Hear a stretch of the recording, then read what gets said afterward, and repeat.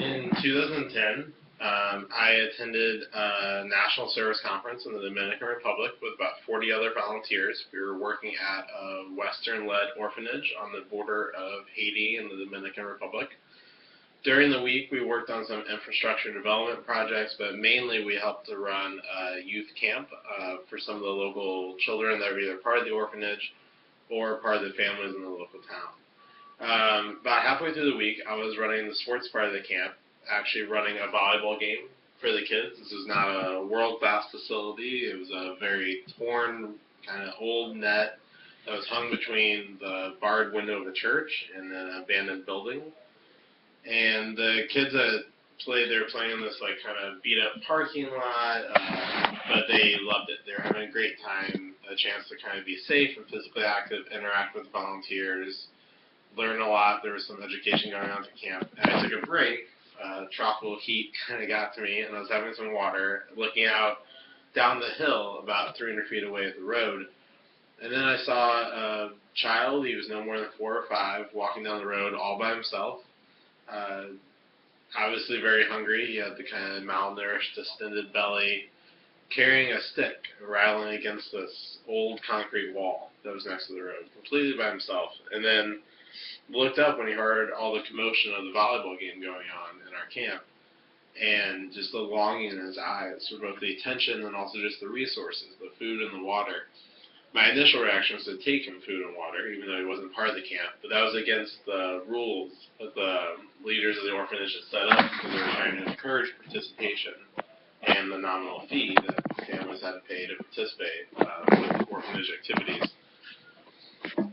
And this was my first time working internationally. It was my first time kind of encountering this type of social issue before, and I didn't know what to do. And I just kind of turned around, thought about it. I was like, oh, I shouldn't break these kind of policies and rules. I don't know, why they're in place. I ultimately decided that I should help and I should take the kids some water and food. And by the time I turned back around and started to head down the hill to the road, he was gone, and I never saw him again. Context I found out afterwards was that due to his complexion, he was probably a Haitian orphan who experienced severe amounts of racism in the Dominican Republic and don't have access to public services, probably not been taken in by any type of neighbors. Given the time of day that he was walking around, he probably was completely alone or may have been there with another young sibling. And it's something that I regret to this day, that I didn't help him, didn't take some water and food down to him. And while this had a lot of life-changing impacts within the week, I changed my college major in the course of my career. It also, I think, taught me some overarching lessons, the first of which is that rules and policies are great, but need to be considered in the context of the situation. From everyday decisions to both kind of larger moral implications like the one I was faced with.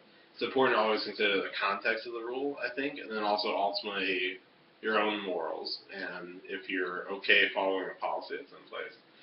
Secondly, I think it taught me the importance of having diverse opinions before making a decision. If I had known things like the context of being a Haitian orphan in the Dominican Republic, if I had understood things about the public welfare system there or lack thereof of a social safety net or the lack of probably neighborly support that that child faced, I would have made a very different decision, and I would have taken water and food directly, regardless of camp policy.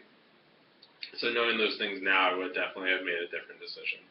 So I think that it kind of taught me, before making any type of choice or even trying to kind of critically think about something, I need to think about opinions and contexts that are counter to my own or beyond my own to make sure I understand all the ramifications and all the reasons behind a potential decision that I make.